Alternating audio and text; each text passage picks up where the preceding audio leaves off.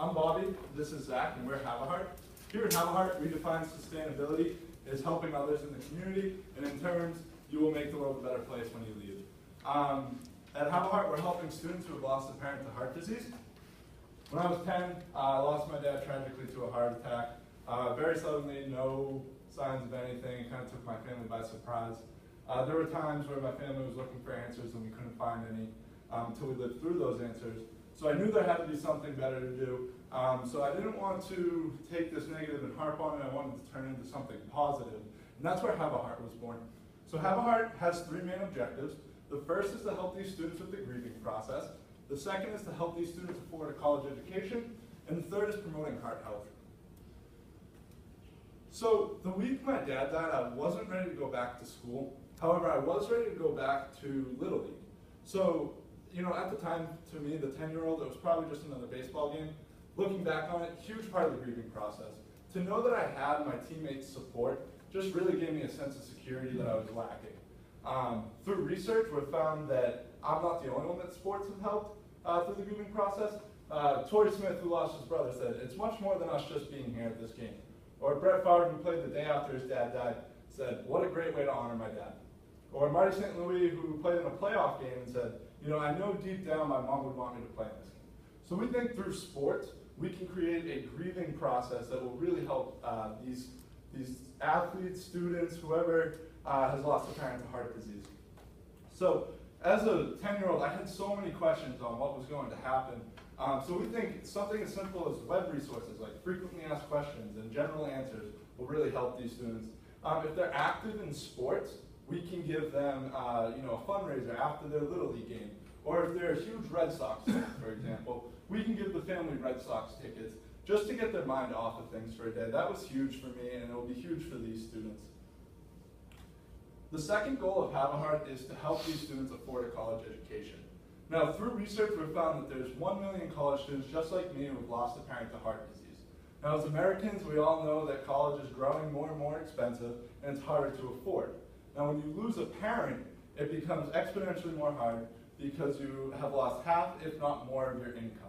So we knew we were onto something larger with Have a Heart when we reached out to the American Heart Association, and they didn't have a scholarship for this market of 1 million students.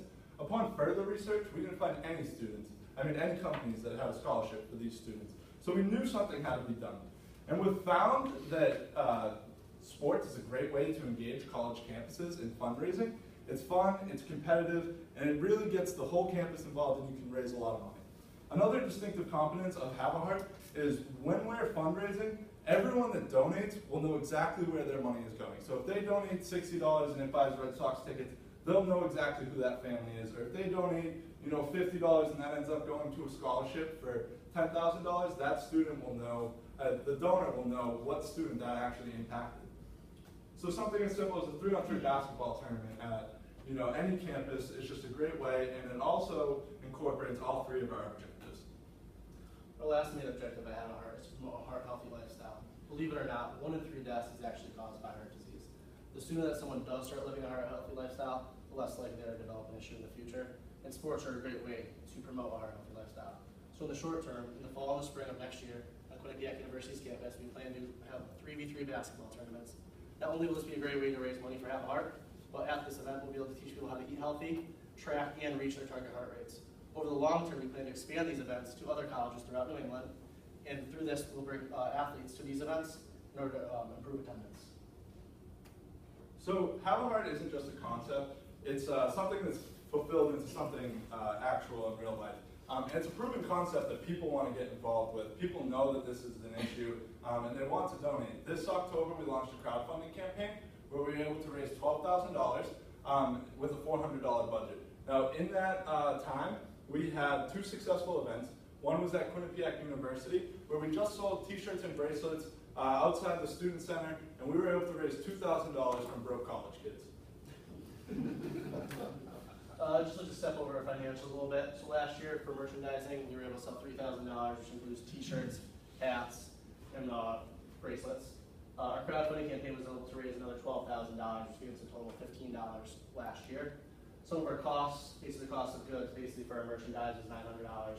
In order to put on our crowdfunding campaign, get the video, and load bit of promotion for that was $400, and general promotion and basically setting up our website was another $500. We gave out no scholarships this year as we're still trying to get our nonprofit status. So our total use of funds was $1,800. What left us with a net reserve of $13,200. No one in Have a Heart is taking a salary, so all this money is going to be staying with the company. Next year, we believe we can increase our merchandising sales to $5,000. Through our experience with crowdfunding and support we believe we can have on campus, we believe we can reach a $20,000 goal in crowdfunding. We've seen growth through fraternities and sororities, a lot of events that they continuously run each year. So we believe that with support on campus and 25% new students coming in as freshmen, we can gain more support. Contributions, since we will be in the process of becoming a nonprofit, we can have tax write-offs for businesses. We'll be more willing to add contributions. And also to our sports tournaments, we believe in the fall and the spring we can bring a total of $10,000. And some of that money will come from sponsorships and donations, which gives a total funds of $60,000. Our cost of goods and merchandise will be about $1,500. Our crowdfunding campaign with our larger goal will have to have a bigger reach of $750. And again, we believe updating the website, getting a fact sheet up will cost about $500. All said and done, we're going to be giving out our first scholarships next year, which will be about $30,000. Giving away some tickets to people who've lost family members will be about $5,000. And basically promoting a heart healthy lifestyle, which is teaching people how to eat healthy, giving away heart rate monitors will be about $2,500. Basically will give us a total use of funds of $40,000, and we'll be just under $20,000 for the following year. Our team is basically comprised of me and Bobby. We're both entrepreneurship majors at school. We've both taken a social entrepreneurship class where we've learned about nonprofits, how to grow and run these types of businesses. Bobby is the CEO and the founder, and he's in charge of marketing. He's on the front lines promoting it. I do a lot of the back work. I worry about financials, making phone calls, and make sure everything's running smoothly. As part of setting up a nonprofit, we've already incorporated as a non-stock corporation, and part of that process was setting up a board of advisors. And part of serendipity, my mom actually met a lady named Miss Pam West. And my mom just told her about Have a Heart just because she was proud of her son doing whatever. And she's actually a nonprofit business advisor. My mom didn't know this at the time. But Miss Pam West believes so firmly in this that she's donated her time, and she's actually on our board of advisors. Now she's taken a high school project called Unified Theater and scaled this to a $100 million company. So she is definitely a huge asset to us in helping us scale this. And our advisor, Dale Jasinski, he's the president of the Professional Athlete Transition Institute. So he works with athletes who are leaving the game. So he has a strong connection with athletes in the NHL, NFL, NBA. So he was going to help facilitate these athletes and his connections and bring them to these events, which will help increase our attendance. Also through our crowdfunding experience, we'll be able to grow this. So the next step is becoming a nonprofit, which we've already filed for. Through Pam, we have found a nonprofit accountant and a lawyer who also believe so thoroughly in Have a Heart that they're donating their time pro bono because they believe in this and they want to get this off the ground. The next step is having a sports-related event on Quinnipiac's campus, and then we're going to give out our first scholarship. Now, to find this scholarship, we're going to, the scholarship recipient rather, we're going to use high school college guidance counselors to promote, the Have a Heart scholarship, because these guidance counselors will know who has lost a parent to heart disease, and it's a great way to target these students. Once we find